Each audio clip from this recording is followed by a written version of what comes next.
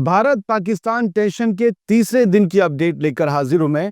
Rafale पर आ गया है भारत सरकार का बयान। किसका कितना हुआ नुकसान, आइए जान लेते हैं। पाकिस्तान के सोशल मीडिया सिपाहियों की तरह ही भारत का ज़ॉम्बी मीडिया झूठी खबरें फैला रहा है, ताता थैया कर रहा है।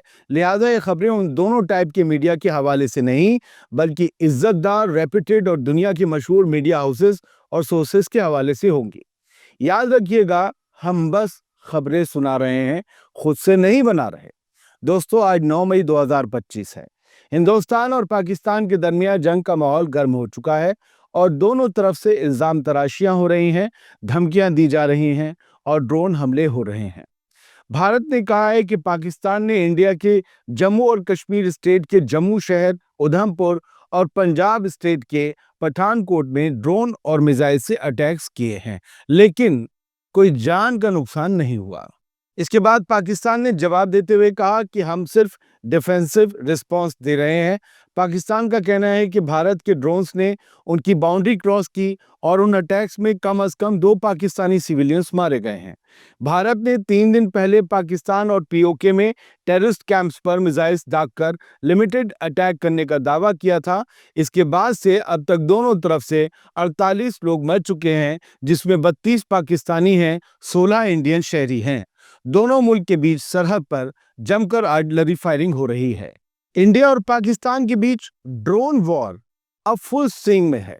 पाकिस्तान कह रहा है कि कल रात भर में उन्होंने इंडिया के 48 ड्रोन्स मारकर गिरा दिए और पाकिस्तान का यह दावा है कि वो अब तक टोटल इन 48 समेत 77 ड्रोन्स इंडिया के गिरा चुका है। वहीं भारत ने कहा है कि उन्होंने भी पाकिस्तान के ड्रोन्स और मिसाइल्स इंटरसेप्ट किए हैं और इंडिया ने बॉर्डर से गुजरने की कोशिश कर रहे पाकिस्तानी फौजियों को खदेड़ने का दावा भी किया है। लेकिन असली डर सिर्फ सरहद पर नहीं है, शहरों में भी है। दिल्ली हो या मुंबई, बेंगलोर या कोई और शहर, हर जगह लोग सोशल मीडिया पर देखी जाने वाली वीडियो से घबरा गए हैं। कल रात दिल्ली में तो इंडिया गेट को खाली करवा लिया गया। जैसे ही भारत की कुछ स्टेट्स पर ड्रोन हमले शुरू हुए, इंडिया गेट पर आए सैलानियों से कहा गया कि फौरन इस जगह को खाली कर दें। मॉक ड्रिल्स और सायरन और ब्लैकआउट ने देश भर में, मुल्क भर में लोगों की नींद उड़ा दी है। बॉर्डर एरिया से इवैक्यूएशन हो रहा है। लोग पैनिक में राशन खरीद रहे हैं, घबरा गए हैं। वो जमा कर रहे हैं कि कहीं जंग हो गई तो क्या करेंगे। जो बॉर्डर एरियाज हैं, वहां पर लोगों को शेल्टर्स में भी रखा गया है, ये खबरें हैं। पाकिस्तान में भी हालात कुछ इससे अलग नहीं है। सरहदी इलाकों से शहरों तक जंग छिड़ने का खौफ है, लोग डरे हुए हैं। पाकिस्तान के पंजाब सूबे में स्कूल्स, कॉलेज बंद करने की खबरें आई हैं। लोग इधर के हों या उधर के हों, आम लोग जंग से घबराते ही हैं। बहुत से लोगों के लिए जंग रोटी और पानी होती है, जैसे कि कुछ मीडिया चैनल्स के लिए।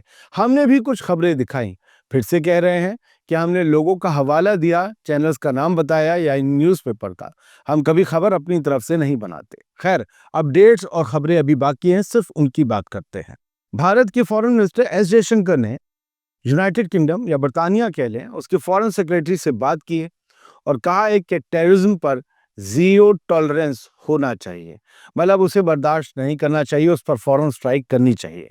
वहीं पाकिस्तान की डिफेंस मिनिस्टर ने कहा कि सऊदी अरब, कतर और चाइना के साथ रोज बात हो रही है, जिससे टेंशन्स कम की जा सके।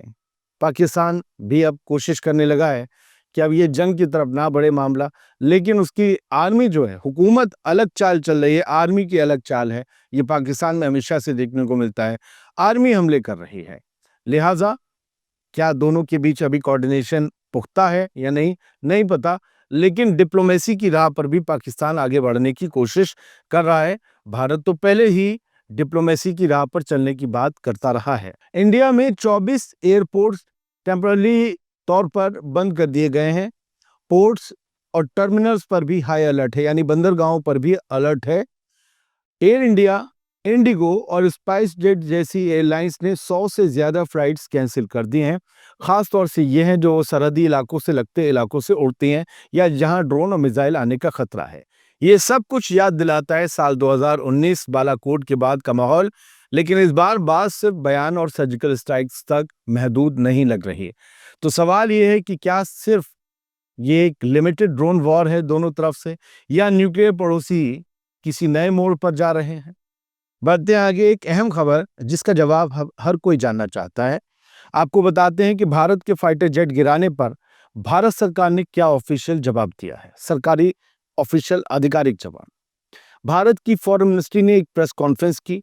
इसमें फॉरेन सेक्रेटरी विक्रम मिस्री के साथ कर्नल सोफिया कुरैशी और विंग कमांडर व्योमिका सिंह मौजूद रहीं। पीसी में इस प्रेस कॉन्फ्रेंस में सवाल किया गया कि पाकिस्तान ने क्या भारत के फाइटर जेट्स गिराए हैं या पाकिस्तान झूठ बोल रहा है। फॉरेन सेक्रेटरी विक्रम मिस्री ने इसका जवाब देते हुए कहा, जब सही वक्त होगा तो ऑफिशियल तौर पर आपको इत्तला दे दी जाएगी। हालांकि वो इससे सीधा इनकार भी कर सकते थे, लेकिन ऐसा नहीं किया। शायद उनके पास बताने के लिए बहुत कुछ होगा। हालांकि उन्होंने इस जवाब को आगे बढ़ाते हुए यह जरूर कहा कि पाकिस्तान ने पैदा होते ही झूठ बोलना शुरू कर दिया था। उन्होंने कहा कि 1947 में यूएन से पाकिस्तान ने कहा था कश्मीर पर हमला करने वाले कबायली हैं, लेकिन हमारी फौजों ने देखा था कि तब वहां पर पाकिस्तान की फौज मौजूद थी। ये झूठ का सफर 75 साल पहले शुरू हुआ था। ये भारत की फॉरेन मिनिस्ट्री का ऑफिशियल बयान है। 9 मई को ही द टाइम्स ऑफ इंडिया में छपी खबर के मुताबिक पाकिस्तान की फौज ने जुमे की सुबह कश्मीर के कुपवाड़ा और उरी सेक्टर्स में फायरिंग शुरू कर दी।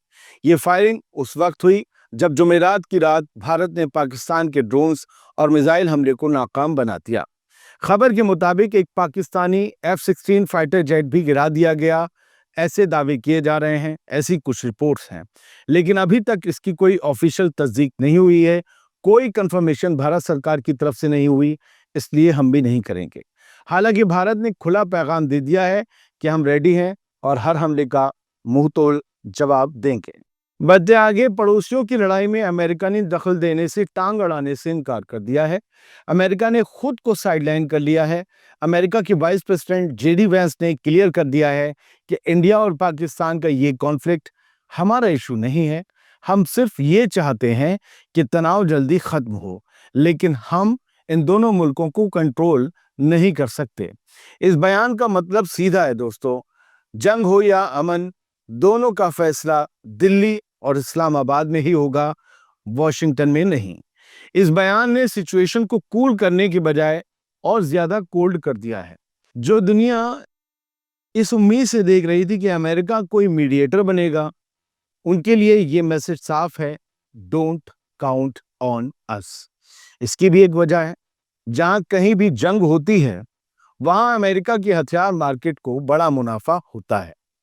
अमेरिका ने जंग या जंग जैसे हालात में मुदाखलत से इनकार कर दिया है। आप दोबारा याद दिला रहा हूं, आप देख रहे थे आजाद बोल इंडिया, मैं हूं आदिल खान आजाद।